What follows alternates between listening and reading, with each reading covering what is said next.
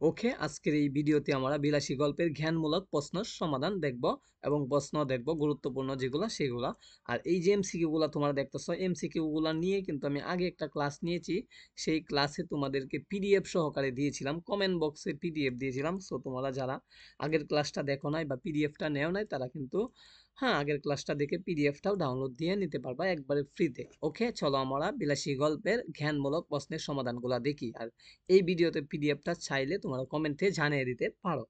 বিলাসী গল্পের প্রথম কত সালে কোন পত্রিকায় প্রকাশিত হয়? বিলাসী গল্পটি প্রথম কত সালে এবং কোন পত্রিকায় প্রকাশিত হয়? এটা কিন্তু এমসিকিউ আসে এবং জ্ঞানমূলকও আসে এবং সৃজনশীলের প্রথমও আসে। তোমরা কিন্তু ভালো করে প্রত্যেকটা জ্ঞানমূলক প্রশ্ন মুখস্থ করবা এবং পরীক্ষা পর্যন্ত অবশ্যই মাথায় রাখবা। 1325 বঙ্গাব্দে 1918 খ্রিস্টাব্দে ভারতীয় পত্রিকায় প্রকাশিত হয়। তার মানে বিলাসী গল্পটি কোথায় প্রকাশিত হয়? প্রথম ভারতীয় পত্রিকায় প্রকাশিত হয়। বিলাসী গল্পের লেখক নাম কি? বিলাসী গল্পের লেখকের নাম হলো শরৎচন্দ্র চট্টোপাধ্যায়। এরপরে মৃত্যুঞ্জয় কিসের বাগান ছিল? মৃত্যুঞ্জয়ের আম কাঁঠালের বাগান ছিল। শরৎচন্দ্র চট্টোপাধ্যায়ের জীবন জীবিকার তাগিদে কোথায় গিয়েছিলেন? মায়ানমার গিয়েছিলেন। শরৎচন্দ্র চট্টোপাধ্যায় কত বছর বয়সে সন্ন্যাসী হয়েছিলেন? 40 বছর বয়সে সন্ন্যাসী হয়েছিলেন শরৎচন্দ্রের প্রথম গল্পের নাম কি? প্রথম গল্পের নাম হলো মন্দির। শরৎচন্দ্র মন্দির গল্পের জন্য কি পুরস্কার পেয়েছিলেন? এটা হলো হ্যাঁ শরৎচন্দ্র মন্দির গল্পের জন্য কুন্তলিন পুরস্কার পেয়েছিলেন। শরৎচন্দ্রের শ্রেষ্ঠ উপন্যাস কোনটি? শ্রীকান্ত। শরৎচন্দ্রের শ্রেষ্ঠ উপন্যাসের নাম হলো শ্রীকান্ত। রোগা মানুষ সমস্ত রাত খেতে পারবে না। কে সমস্ত রাত খেতে পারবে না? এটা হলো মৃত্যুঞ্জয়। মৃত্যুঞ্জয়ের অসুস্থ ছিল বোধে, সে সারা রাত খেতে পারবে না।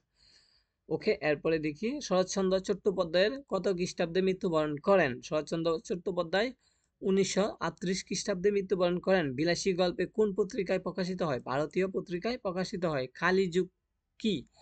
কালীযুগ হলো হিন্দু পুরাণে বর্ণিত 4 যুগের শেষ যুগ। হিন্দু পুরাণে বর্ণিত 4 যুগের প্রথম যুগ হলো সত্য যুগ। মুঘল সাম্রাজ্যের প্রতিষ্ঠাতাকে? মুঘল সাম্রাজ্যের প্রতিষ্ঠাতা হলো সম্রাট বাবর। মুঘল সম্রাট হুমায়ুনের পুত্রের নাম কি?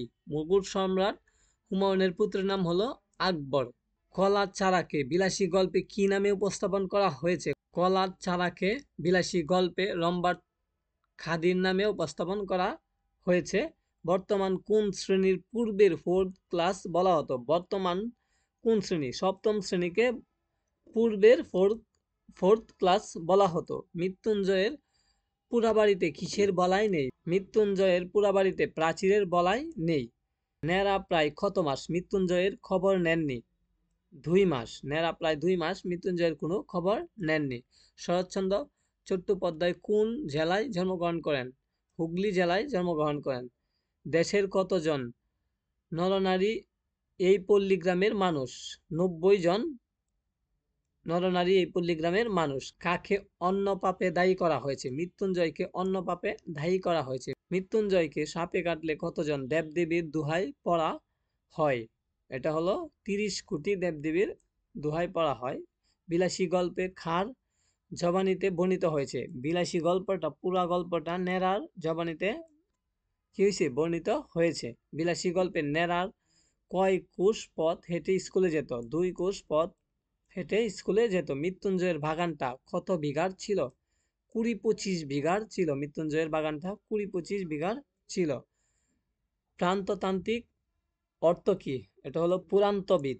এরপরে 28 নাম্বারটা দেখি। সন্ন্যাসী গিরিতে ইস্তফা দিয়েছে কে? সন্ন্যাসী গিরিতে ইস্তফা দিয়েছে নেড়া। পৃথিবীর গভীরতম হ্রদের নাম কি? পৃথিবীর গভীরতম হ্রদের নাম হলো বৈকাল হ্রদ। এরপরে হলো 33 নাম্বার। দুছুনি অর্থ কি? দুছুনি অর্থ হলো ছিদ্র বিশিষ্ট বাঁশের ঝুড়ি। সাপুড়েদের সবচেয়ে লাভজনক ব্যবসা কোনটি? শিকড় বিক্রি করা সাপুড়েদের সবচেয়ে লাভজনক ব্যবসা। শরৎচন্দ্রকে কত সালে ডিলেট উপাধি লাভ করেন? 1936 সালে ডিলেট উপাধি লাভ করেন। অমার্জনীয় শব্দের অর্থ কি? কমার অযোগ্য। ঘুকরা সাপ ধরে পোষার শখ ছিল কার? ঘুকরা সাপ ধরে পোষার শখ ছিল নেড়ার। মৃত্যুঞ্জয় কোন বংশের ছেলে? মৃত্যুঞ্জয় মিত্তির বংশের ছেলে। মৃত্যুঞ্জয় কয় মাস সহ্যগত ছিল? 1.5 মাস সহ্যগত ছিল। বিলাসী গল্পের মৃত্যুঞ্জয় কোন ক্লাসে পড়তো? থার্ড ক্লাসে পড়তো। আশা করি সবগুলা সংক্ষিপ্ত ভালো করে পড়বা। হ্যাঁ, আর যারা এমসিকিউ ক্লাসটা পড়ো নাই তারা কিন্তু পড়ে নিতে পারো এর আগের ভিডিওটা দেখে। সকলকে ধন্যবাদ ভিডিওটি দেখার জন্য।